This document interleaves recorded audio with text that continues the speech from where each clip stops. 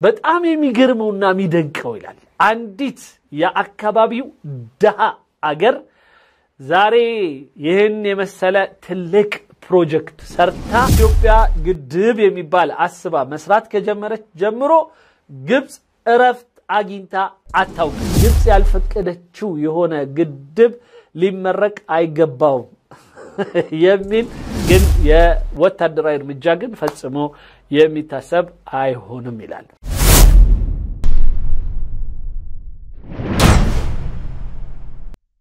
نبني السد عشان رخاء اثيوبيا والمنطقه مش عشان نضر حد ده ኢትዮጵያኖች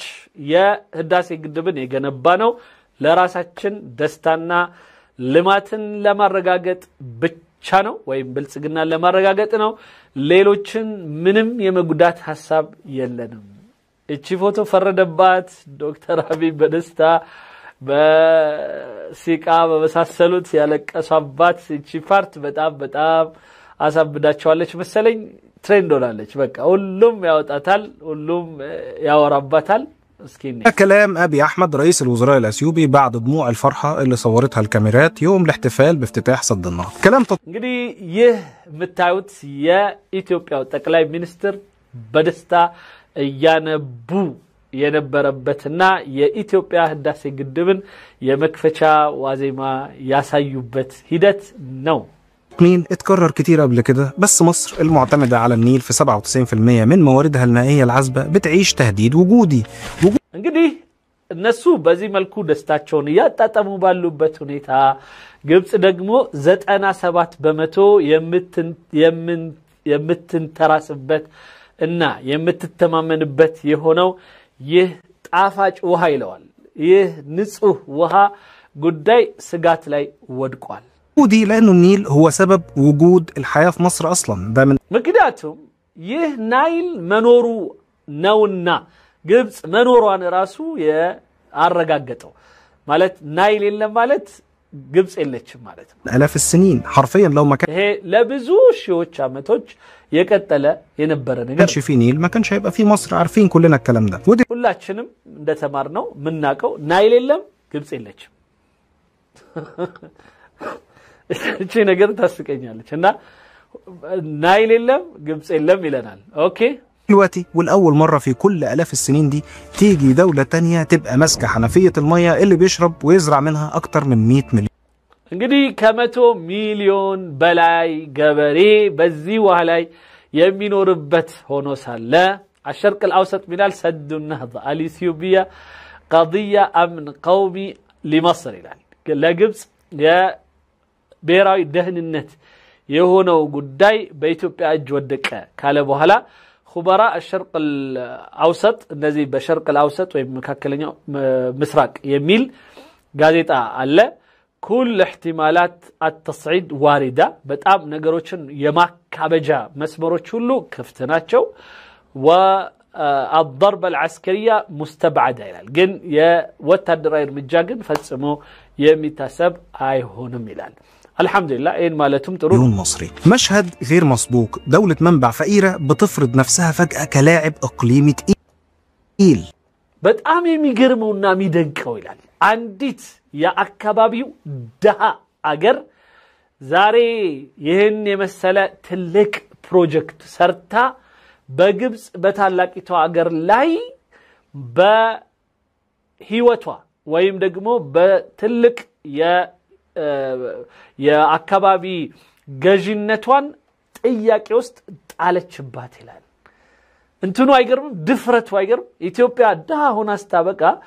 አሁን ግን በጣም ትልቅ የሆነ ፕሮጀክት በመስራት ትልቂቷን ግብጽት እጇ ስር ጣለቻት ይለናል። በጣም ነው የሚገርመው እንትኑ ودلوقتي والاول مره في كل الاف السنين دي تيجي دوله تانية تبقى ماسكه حنفيه الميه اللي بيشرب ويزرع منها اكتر من 100 እንግዲህ ኢትዮጵያ መጀመሪያ ላይ ውሃ ልክ እንደ ቧንቧ የሚከፈተው ማለት ነው ቁልፉን ኢትዮጵያ ተረከበች ካለ በኋላ مصري مشهد غير مسبوق በፍጹም ታይቶ ማይታወቅ ነገር ይላል። ደገምኩት دوله منبع فقيره بتفرض አንዲት وها ما منجا إلاتال قد دهانات إلال كيف فقيرة ولها منبع ما شاء الله أبراهيدم دولة مصب لكنها غنية انظر يعني المفارقات الغبية يعني كيف يتهم إثيوبيا بالفقر وهي من منابع النيل وهو هبة النيل يعني الواهب فقير والموهوب يعني ما شاء الله غني አሁን ነገሩን ስናየው ከልበጥበጥ ስናረጋው ምንድነው ሰጪ ሆነው ኢትዮጵያ ከዚህ የሚያፈሰው የሆነው አካል ደሃ ይባልና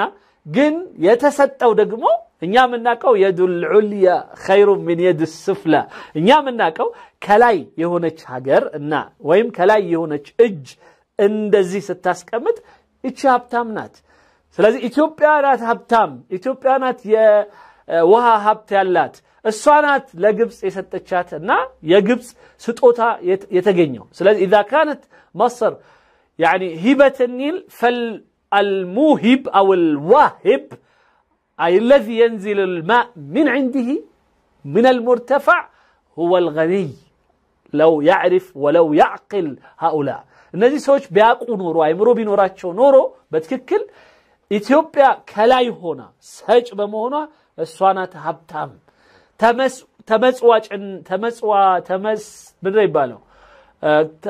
ተመጽዋጭ የሆነ አካል ወይም ደግሞ አንድ ከላይ ሆኖ ውሃ የሚያፈስለት የሆነ አካል ኢትዮጵያን ደሃ ብሎ ሲጠራ በጣም ልብ ይነካል نفسها فجأة كلاعب اقليمي تقيل من ساعة كذا بدنجت متى يا كبابيو የስትራቴጂ ኃላፊ ወይም ደግሞ በዚያ አካባቢ ላይ ትልቅ ሚና ተጫዋች ሆና በቃለችላችሁ ይላል ما بدأ بناء السد سنة 2011 ومصر ما وقفتش لحظة القاهرة 2011 ላይ ኢትዮጵያ ግድብ የሚባል አስባ መስራት ከጀመረች ጀምሮ ግብጽ እረፍት አግኝታ አታውቅም اعتبرت المشروع خرق القانون الدولي አንደኛ ግብጽ ይህንን ስራ የዓለም አቀፍ ህግ ጥሰት አረገችው عجيب العالم الذين بنوا أكثر من 50,000 سد يعني هؤلاء كلهم مخالفين للقانون الدولي أم إثيوبيا فقط هذا هو أيضا تفكير غبائي ليلو يموني هنا استساسب بالنسو بتام لك انداواكي يميرجوت يهونو نجر በአሁኑ ሰዓት በዓለም ላይ 50,000 የሚደርስ ግድብ ወይም ከዛ በላይ አለ ማለት በእያንዳንዱ አገር ይሄ ማለት ነው ቢያንስ በጅምላ አንድ ይያልኩኝ ማለት ነው በተለያዩ አገሮች በ50 አገሮች ቢያንስ የግድብ ስራ አለ ማለት ትላልቅ ግድቦች ይሄ ማለት በአንዱ ሀገር ውስጥ እንደ አሜሪካ 95,000 ግድብን ሳይጨምር ማለት ሩሲያ ውስጥ በጣም ብዙ አለ ቻይና ውስጥ ብዙ አለ ሌሎችም አውሮፓዎች ውስጥ ብዙ አለ ካናዳ ውስጥ እንደዛው በጣም ብዙ ግድቦች አሉ ግን እንደ አቨሬጅ ግን እያንዳንዱ አገር የገነባው ተብሎ ግን 50,000 የሚሆን ግድብ አለ እነዛ ግድቦች የዓለም አቀፍ ህግ የጣሱ ናቸው ሳይባል ኢንክሉዲንግ የናስር ሃይቅን የያዘው የሆነው ሰደል ዓሊ የሚባለው ግድብ የኢትዮጵያ ግድብ የዓለም አቀፍ ህግ የጣሰ ነው እሺ ባክህ اتفاقيات تاريخية على تقسيم مياه النيل استمر المسؤولين والإعلام يوصف ناي تاريخيا مالت تاريخ لاي تمسرتو يتكففل يهونه يوها هدتن يتأس أكاهد لون من الذي قسم بينهم فقط لا حضر العالم ولا إثيوبيا ولا بطيخ مانم إثيوبيا ወይም ሌሎች ተፋሳተ አመንጭ አገሮች ወይም ያለም አቀፍ አንድ አገር እንኳን በታዛቢነት ያላስቀመጡበት ሱዳንና ግብጽ ብቻ አብረው ቁጭ ብለው የኢትዮጵያን ውሃ የተከፋፈሉበት የሆነው 55.5 ለ18.5 ግብጽ የአምባሳደር ሻውስዳ ሱዳን ይቺ በቃሻል ብላ ወረወረችላት እሱንም መጠቀም እንደማትችል አውቃ 10 ከዛም በላይ እየላፈችባት ያለው የሆነው ውሃ ማለት ነው فسد انه قنبله موقوته وهيحرم المصريين من الميه اللي عايشين عليها ومع ስለዚህ ለምንድነው ይህ ግድብ በቋሚነት በሚታይበት ወቅት ልክ የተቀባበለ የሆነ ፈንጅ እና በፈለጉት ጊዜ ሊያፈነዱት የሚችሉ የሆነ ውሃ كل خطوه اثيوبيه في مشروع السد القاهره كانت بتتصدى دبلوماسيا شكاوى ስለዚህ በኢትዮጵያ በኩል በዚህ የህዳሴ ግድብ ዙሪያ ሲደረግ የነበረውን እንቅስቃሴ በሙሉ እግር በግር እየተከታተለች ስታጨናንቃት የኖረችና ስታወግዝ እናም ዕውቅና ስትነፍግ የኖረችበት ወይም የሄደችበት ሁኔታ ነበር ይለናል مجلس الأمن اجتماعات طارئة مع السودان تحذيرات ان مصر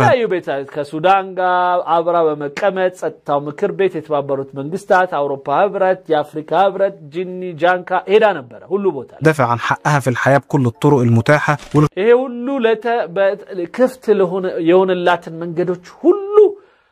ገብታለች ሄዳለች በጣም ሳሚህ ሹክሪ ትዝላቸዋል ከመርየም صادق المهدي ጋር ያልሄዱበት የሆነ ሀገር የለም روسيا تشاينا تركيا ያልሄዱበት ሀገር የለም لغايه يوم افتتاح السد رسميا وزاره الخارجيه المصريه بعتت خطاب لمجلس الامن ሌላው ቀርቶ የኢትዮጵያ ህዳሴ ግድብ የሚመረቅበት እለት ማግስት ግብጽ ወደ ጸጥታ ምክር ቤት ደብዳቤ አስገብታ ይህ የተደረገውን ሂደት تقاومالك تقول ان تشغيل السد بشكل احادي مخالفه صارخه للقانون الدولي بزهم بسمنت ባላለቀበት ሁኔታ የህዳሴ ግድቡን ማስመረቅ ማለት ከፍተኛ የሆነ የዓለም አቀፍን ህግ መጣስ ነው አጂብ ዓለም አቀፍ ህግ ልክ ከተጻፉት ነገሮች ውስጥ لا يجوز التدشين للسد الا بموافقه مصر የሚል አለ ማለት ነው ማለት ነው ግብጽ ያልፈቀደችው የሆነ ግድብ ሊመረቅ አይገባው የሚል የሆነ ነገር እንዳለ አይነት ማለት ነው ይሄ የነሱ ምርቃላ ነው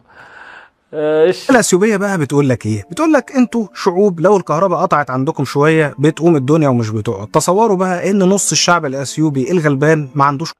እና ኢትዮጵያ ምትላችሁ ስሙ ይላል እንደዚህ ብለን አናቀም ነበር ግን እናንተ ጋር ግብጾች እንደው 1 ደቂቃ 2 ደቂቃ መብራት ቢቋረጥባችሁ እንዴት እንደምትኖሩ አስቧት በተለይ መብራት የለመደ ሰው አሰባችሁት 24 ሰዓት ምንም አይነት መብራት ጠፍቶበት የማያቅሰው ለተወሰነ ጊዜ መብራት ቢጠፋባችሁ ምን አይነት ጭንቀት ውስጥ እንደምትወድቁ ታውቁታላችሁ ኢትዮጵያኖች ግማሽ የሆነ ህዝባቸው በጨለማ ውስጥ እየኖረ ነው ያለው ይሏቸዋል ኢትዮጵያኖች كهرباء احنا بلد فيها فوق ال 120 مليون بني ادم እኛ ከ120 ሚሊዮን ህዝብ በላይ ያለባት የሆነች ሀገር اكثر من 60 مليون منهم لا عندهم نور ولا ثلاجه ولا حتى ከነዛ ውስጥ 60 ሚሊዮን የሚሆነው ህዝብ መብራት የለውም ፍሪጅ የለውም ሌላም የኤሌክትሪክ መጠቀሚያ እቃዎች የለው طلبه موفر سد النهضه قدرته الاجماليه 5150 ميجا وات ግድቡ 5150 ميجاوات يامرتال الرقم ده معناه ايه يعني ايه قطر من ማለት ነው تقريبا ضعف انتاج الكهرباء بتاع اثيوبيا قبل السد كده باونو ساعات የህዳሴው ግድብ ከመመረቁ በፊት ያላት ኢትዮጵያ 5000 ምናምን ሜጋዋትን የሚያክል ያ ማለት ግማሽ ሌላ እጥፍ ጨመረላት ማለት المفروض اثيوبيا عندها طاقه تكفي تنور بيوت الملايين اللي عايشه على لمبه الجاز ويعملوا بقى مصانع ስለዚህ ከዚህ በኋላ በኩራዝ በሻማ ሲኖር የነበረው የኢትዮጵያ ህዝብ መብራት ሊያገኝ ነው ማለት ነው واستثمارات ونهضه እንደዚሁም የተለያዩ ካምፓኒዎች ኢንዱስትሪዎች በኤሌክትሪክ ያገኙና የኢትዮጵያ ኢኮኖሚ በተለይ ኢንዱስትሪው አካባቢ منقاقات يجمرال مالك اقتصادية بس لما تتأمل يا ايه مالت بايكونومي ادقت ينور حسن هم فعليا بيعملوا ايه تلاقيهم قبل ما يكفوا الشعب الفقير ده بيوقعوا اتفاقيات لتصدير الكهرباء لجيبوتي والسودان ايتي دغمو ياو يقنا بوزا يورال እንደሚባለው ኢትዮጵያ ለጅቡቲ ለምሳሌ 118.1 مليون دولار امريكي من صادرات الكهرباء الاقليميه ኢትዮጵያ ልታገኝ የምትፈልገው አሁን ከጅቡቲ ጋር ተስማምታ በ118.1 ሚሊዮን ብቻ ዶላር አምሪኪ ያ ማለት ምናልባት 100 ሜጋዋት ነው ምናምን ነው ልትሰጣት ትችለው ማለት ነው ይሄ ማለት ኢትዮጵያ በዚህ ብር ምናልባትም ከዋና የዝርጋታው ቦታዎች ላይና ከታንኩ ማለት የባንኩ ከኤሌክትሪክ ባንኩ ወደ ተለያዩ ገጠራማ ወይም ደግሞ ከተማ እና መብራት ያልደረሳቸው አካባቢዎች ለማድረሻ ገንዘብ እርሾ ይሆናታል ማለት ነው ይሄንን ግን መቀበል ያልቻለው የግብጽ ዓለም ምን ይለናል ኢትዮጵያ ለራሷ ሳትጠቀም ለጅቡቲ እንደምትሰጥ ተስማማለች ይላል እመኑኝ ኢትዮጵያ ከዚህ ከህዳሴው ግድብ 1000 ሜጋዋት ብቻ በትክክል ለህዝቦቿ ማድረስ ከቻለች ይሄ ለኛ ትልቅ የሆነ እድገት ነው ለምን ከዚህ በኋላ ገና 3 ግድቦች ይሰራሉ 25000 ሜጋዋት ገና ይጠብቀናል ግን የኢትዮጵያ የተፈጥሮ አቀማመጥ የህዝቡ አቀማመጥ መበተን በጣም እንዴት ነው አኗኗራችን በትንትን ያለን ከመሆን በጣም ተራራማ የተራራቁ ቦታዎች ከመኖራችን አንፃር እነዚህን ኤሌክትሪክ ገመዶች ለማድረስ በየቦታው ላይ በጣም ብዙ ብር ያስፈልጋል በጣም ይቅርታ እና ይህንን ከማድረግ አንፃር ኢትዮጵያ ያላት የኤሌክትሪክ መጠን ላይ ተወሰነ መሸጥ ምንም የሚያሳፍርም ምንም እንትንም የሚልም አይደለም ሌላው ቀርቶ ሁሉንም ብትሸጥ ይሄ ጥቅም ነው ገንዘብ አገኘን ከዛ ገንዘቡን ለሌላ ነገሮች በማዋል በሌላ ሲስተም ኤሌክትሪኮቹን ማምጣትን የሚቻልበት ሁኔታ ማድረግ ይቻላል ስለዚህ ምድር ይባለው የቀና ብዙ ያወራል ምቀኛ ብዙ ያወራል ከዛ አኳያ ነው ምንወስድላችሁ وكينيا محادثات مع تنزانيا وجنوب السودان برضه ከታንዛኒያ ጋር ከደቡብ ሱዳን ጋር የተስማማቸው 400 ሜጋዋት ነው ከሱዳን ጋር አላውቅም ምናልባት 1000 2000 ሱንም ምንም እየወሰዱ አይደለም ስለዚህ እንዳልኩት ለታንዛኒያ ለኬንያ ደግሞ ሜድላት ከሌላ ነው እንጂ ከዚህኛው ግድብ ላይ አይደለም ግን ያው ለማሳመሪያ ያቀላቅሉታል እንጂ ማለት ነው دول توسيع التصدير مش بس كده ده كمان بيأجروا جزء من الفائض لشركات أجنبية لتعدين البيتكوين ሌላው ለቢትኮይን ማሰሪያ የሚሆን የግብጽ ማነው ምንድነው ይባለው የቻይና ካምፓኒዎች እንደዛው ኢትዮጵያ ልትሸጥ ትችላለች የኤሌክትሪክ መጠን كده بقى الموضوع مختلف كده اثيوبيا بتخلق لنفسها وضع سياسي جديد لما دولة في المنطقة تلاقي نفسها بقت معتمدة على الكهرباء الرخيصة ስለዚህ በኢትዮጵያ በኩል አንደኛ ርካሽ የሆነ ኤሌክትሪክ ኃይል በማግኘቷ የተነሳ ብዙ በመቸብቸብ ሀብታም የመሆን ፍላጎት አላት ይላል እሰየው ይሄ ደግሞ የሚያስጠላ ነገር አይደለም اثيوبيا هتبقى اقل عداء لمصالحها بالعكس هتبقى حريصة ان السد يفضل شغال كويس عشان الكهرباء ما تقطعش عندها يعني اثيوبيا بتحقق تأمين سياسي لنفسها بطريقة ناعمة اربط مصالح جيرانك بيك عشان يبقوا عايزينك قوي ስለዚህ የኢትዮጵያ አካሄድ በዚህ ሂደት ምንም እንኳን ከዚህ ኤሌክትሪክ አጠቃቀሟ የተወሰነ ብቻ ምትወስድ ቢሆንም ነገር ግን ሌላ ከባድ የፖለቲካ ስትራቴጂ ግን ታረጋግጥበታለች ይላል ይሄን ሌላው ቀርቶ ኢትዮጵያ ያልተረዳም ማሻአላህ ስለዚህ ግብጻው ቢያስተምረን ጥሩ ነው አንዳንድ ያልገባን ኢትዮጵያኖች ምንድነው የሚለው ኢትዮጵያ ከሱዳን ከደቡብ ሱዳን ከኬንያ ከጅቡቲ ከተቻለ ከኤርትራም ከመሳሰሉትም ጋር የኤሌክትሪክዋን ዝርጋታ አስተካከለች ማለት እነዚህ ነገሮች በሙሉ በጥቅም ያዘች ማለት ነው እነዚህ ሰዎች የስትራቴጂ አካል ይሆናሉ ፈጽሞ ኢትዮጵያ ላይ ክፉ ሊያስቡ አይችሉም ምክንያቱም ግድቡ እንዲሰራ በመልካም የሚመኙላት ይሆናሉና ይላል እሺ በጣም አሪፍ ናት በደንብ ማሰሪያ ናት ስለዚህ ኢትዮጵያ የሚቀጥለውን 2 ግድብ ስትሰራ ሶስተኛውን ግድብ ስትሰራ እነ ኬንያ በጣም ግብአት ነው የሚሆኑት ሱዳን ግብአት ነው የምትሆነው ደቡብ ሱዳን በተለይ ለምን ቢባል እሷ ተጠቃሚ ናታ ስለዚህ ግድቡን የሚቃወም ሌላ ኤሌክትሪክ ምርት ኢትዮጵያ ላይ የሚቃወም ሰው ለራሷ የመጀመሪያው ጠላት ነው የሚሆነው ለኬንያ ለጅቡቲም ኤርትራም ምናልባት ተስተካክላ መውሰድ ከጀመረችና ከተጠቀመች ማለት ነው ومستقر ودي استراتيجية بتغير شكل النفوذ في حوض النيل لصالح اثيوبيا بعد سنين طويلة ይሄ ማለት ኢትዮጵያ በዚህ አካባቢ ላይ ያላትን የበላይነትና በአካባቢው ላይ አካባቢውን የመቆጣጠር አቅሟን ከፍ ያደርገዋል طويلة كانت مصر هي المتحكمة الوحيدة تقريبا طيب ምክንያቱም በዚህ አካባቢ ላይ ብቸኛ ተቆጣጣሪ ይላል ሙተሐኪመ ማለት ተቆጣጣሪው ማለት እዚህ አካባቢ ላይ ብቸኛ ተቆጣጣሪ የነበረችው ግብጽ ናት ይላል ግብጽ ብቻዋን ተቆጣጣሪ ነበረች አካባቢው ይሄን እናቀርበርኛ እናቀም ግን ኢቭን ተቆጣጣሪ ባትሆንም ተቆጣጣሪ እንደሆነች ይሰማቸው ነበር ለምን ውሃው ይፈሳል በስነ ስርዓቱ እውነትም ተቆጣጣሪ ናት እሱ ባለው መልኩ yes ለምን ኢትዮጵያ ይህንን ውሃ እንዳትነካ እንዳትጠቀም ስትፈልግ መንግስት አወርዳለች ስትፈልግ ሁለት ሻቢያዎችን ረድታ አገር ትገነጥላለች ስትፈልግ ዳር ላይ ምን ላይ እኔ ተቃዋሚ ነኝ ብሎ ለተነሳ ማንኛውም አካል ብርም መሳሪያም እየሰጠች ታምሳለች ከዛ ውጪም ሆኖ ደግሞ ኢትዮጵያን የሚቃወም ከተገኘና ከግብጾች ጋር የሚሰራ ከሆነ በደንብ ይመቻዋል ስለዚህ አገሯ ላይ የውሃው መጠን ምንም ነገር እንዳይቀንስ ሲባል ሌሎች ሀገሮች ይታመሳሉ